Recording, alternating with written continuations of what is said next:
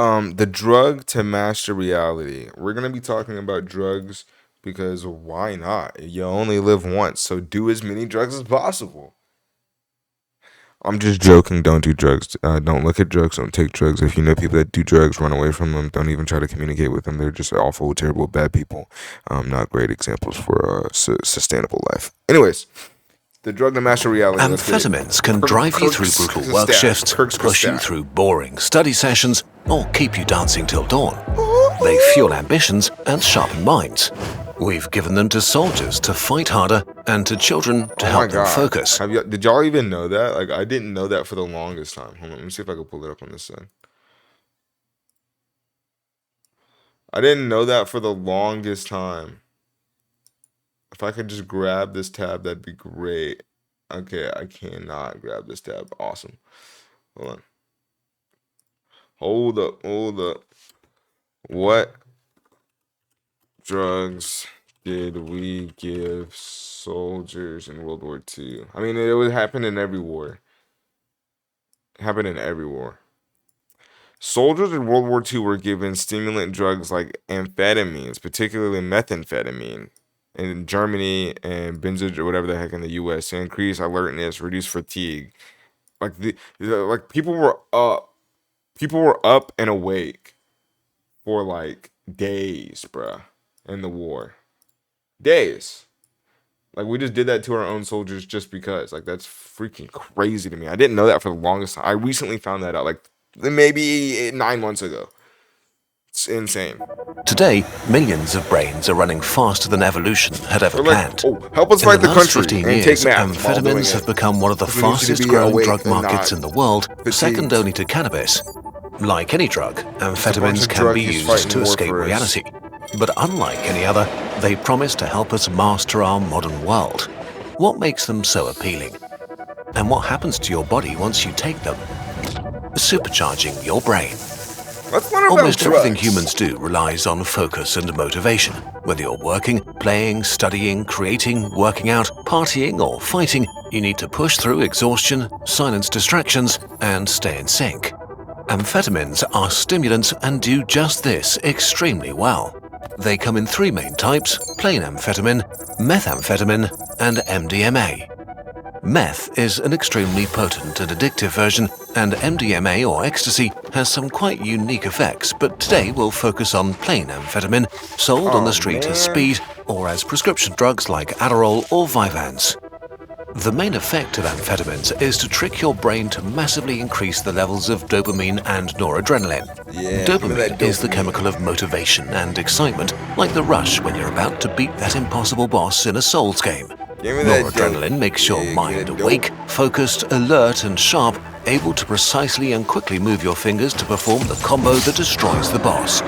Dopamine says, yes, this matters, and noradrenaline gives you the tools to make it happen. On amphetamines, you aren't simply excited, but plugged into a hidden power source. You can quickly absorb and react to everything around you. Your attention is locked in the moment. In the best case, you enter a It's crazy they banned that, because like clearly it's good enough to give to soldiers in war, and that makes us more efficient at fighting our enemies and winning the war. But they don't want regular people to take it because they become more. They don't want regular people to take it, which would in turn make regular people more efficient. But the problem is, obviously, it's a drug. You get addicted, and it has way terrible side effects. I'm not on a side of drugs, but I'm just saying, like, we prescribe it like Adderall, but people could still get addicted to Adderall and do crazy shit. Adderall is just a lower dosage of meth. To flow easily. Your mood is lifted and boring tasks seem more If engaging. you've ever done drugs, leave it in the comments below. Less distracting in the face of your goals. Your heart pounds faster, your breath quickens, and sweat beads on your skin.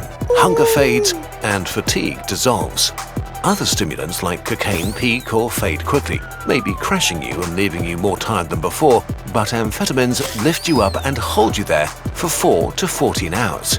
Crazy. Back in the day, amphetamines used to be prescribed for all kinds of problems, to lose weight, fix your depression, or against nasal congestion. Nowadays, they're mainly prescribed for ADHD, a mental disorder that makes They were giving people Adderall for nasal congestion. That's so crazy. Like, why do you need that like crazy of a drug for nasal congestion? Just blow your nose. Oh my hard god. to concentrate on things you That's find boring insane. That's and to control actually your insane. impulses. ADHD brains are basically looking for a reward that never comes. Amphetamines solve this by providing this reward, turning a super easily distracted scatterbrain into a focused one. In the last decades, ADHD diagnoses in kids and adults in the US have skyrocketed, leading to an unprecedented amount of prescription amphetamines.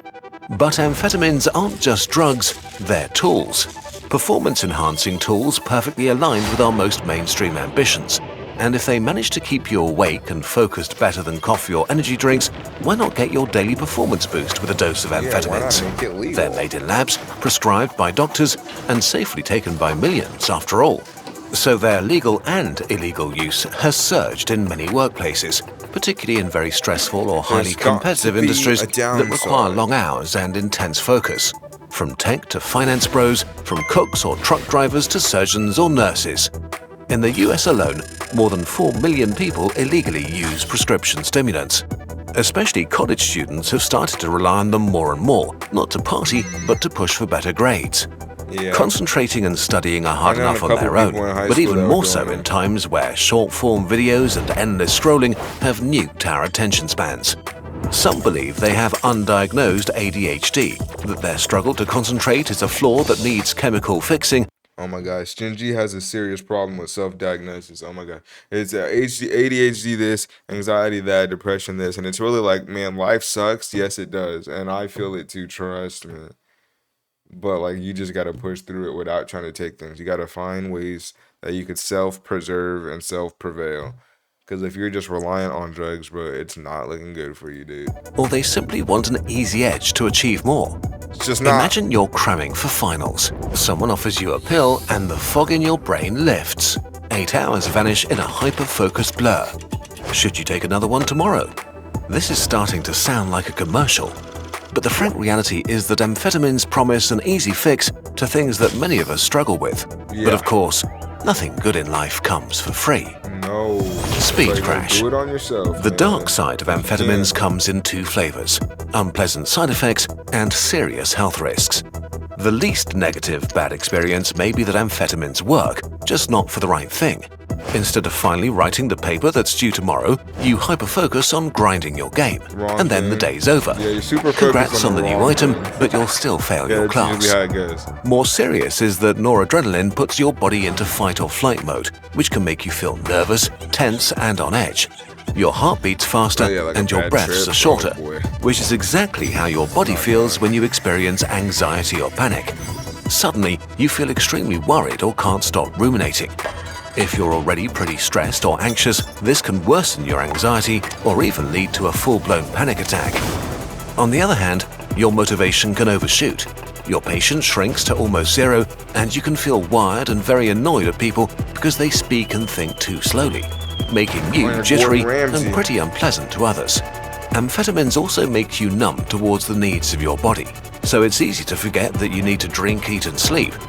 You may suddenly realize that you're totally dehydrated, tired, and shaky after neglecting your body's needs for hours and hours.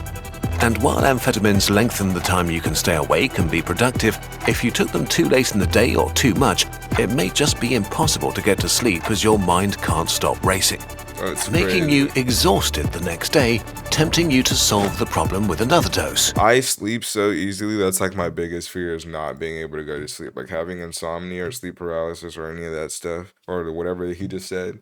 Like I put my head down and I'm gone in like 10 minutes. I would hate to not be able to sleep. I love sleep. If you take too much, all the enhancing effects can reverse, and a bad thing, though, leaving you nervous, restless, obsessively overthinking, or outright unable to focus on anything. Some prescription amphetamines like Vyvanse stay active in your system for up to 14 hours, so if you have a bad trip, you may have to wait it out. And the come down can also be pretty harsh. After hours of being bathed in dopamine and noradrenaline, their levels drop suddenly. You may feel extreme fatigue. Your mood can crash, leaving you feeling low energy and depressed. You may experience a fresh boost of anxiety as your brain tries to rebalance itself. And of course, there's addiction. First of all, constant artificial dopamine highs can totally disrupt your emotional baseline. Swinging from euphoric and super focused and driven to stressed and tired is pretty unpleasant. If you take amphetamines regularly, you build a tolerance, needing higher doses to achieve the same effects. which raises the risk for all the negative effects. Maybe at the beginning amphetamines were the solution to finally do your homework, but after a while you just feel completely unable to study or work at all without the boost they give you. It can be hard to get back to your normal baseline afterwards. Okay, not ideal, but can amphetamines destroy your life? Well, maybe. Definitely your brain and heart. The flood of chemicals that boosts your brain can overwhelm it, mixing noise and signal and turning clarity into chaos, leading to psychosis. You can no longer tell for sure what's real and what's not. Typical symptoms are bizarre thoughts, hallucinations, and paranoia. In most cases, they fade once the drug wears off, but sometimes they stay for months, and for a minority of people, they can evolve into full-fledged schizophrenia, changing your life forever. Amphetamines speed up your heart, and over time, even mild increases in blood pressure can damage vessel walls, causing them to thicken, narrow, and lose elasticity, which forces your heart to work harder.